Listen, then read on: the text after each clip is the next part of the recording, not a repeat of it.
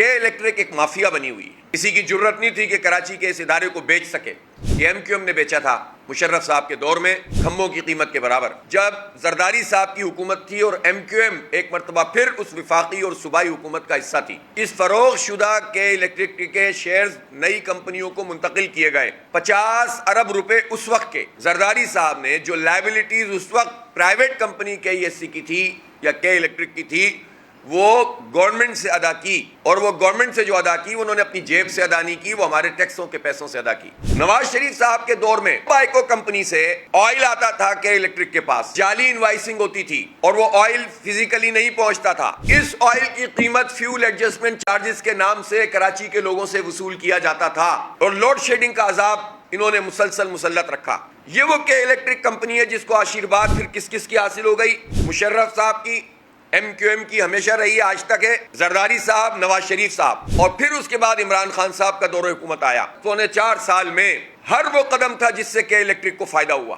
نواز شریف کے زمانے سے لے کر عمران خان کے زمانے تک کہ الیکٹرک کو ایگریمنٹ کے بغیر ان کو گیس فراہم کی جاتی رہی. اس وقت بھی 100 ارب روپے سے زیادہ کا کلیم ہے سوئی سودن گیس کا کہ ہمارے واجبات کے الیکٹرک نے ادا نہیں کیے. یہ ایک پرائیویٹ کمپنی ہے, پرائیویٹ کمپنی ہو تو اس کا تو لائسنس کینسل کر دو. لائبلٹی کیسے ہے؟ عوام کے اوپر تو کوئی لائبلٹی نہیں ہے. عوام کا تو بجلی کا کنیکشن کاٹ دیتے ہیں, 50 لاکھ روپے, 30 لاکھ روپے صرف اس بات کے لیتے ہیں. یہ لوگ ظالم, وائٹ کالر کرمنل یہ لوگ ہیں جو مختلف عہدوں پہ بیٹھے ہوئے ہیں کہ ہمیں پیسے پورے کیسے کرنے ہیں, اوور بلنگ کیسے کرنی ہے, میٹر تیز کیسے چلانا ہے, اور کوئی پوچھنے والا نہیں ہے. یہ گورنر ہاؤس کے الیکٹرک مافیا کا سہولت کار تھا, اور جماعت اسلامی کے علاوہ کوئی پارٹی اس کے خلاف بولنے کے لیے تیار نہیں تھی. ہم نے اس وقت بھی احتجاج کیا, بات کی, ایکسپوز کیا ان لوگوں کو, اور ہمارا ایک ہی مطالبہ ہوتا تھا فارنسک آڈٹ کرو, ایف آئی اے کے تمام لوگوں کو لے کر آؤ اور خود عارف نقوی سے ایکسس حاصل کرو کہ وہ چاہے انگلینڈ میں ہو یا امریکہ میں, وہاں تو اس پر مقدمہ چل سکتا ہے. یہاں کوئی پوچھنے والا نہیں ہے. وہ اکنامک ٹیم کا حصہ بن گئے عمران خان کے.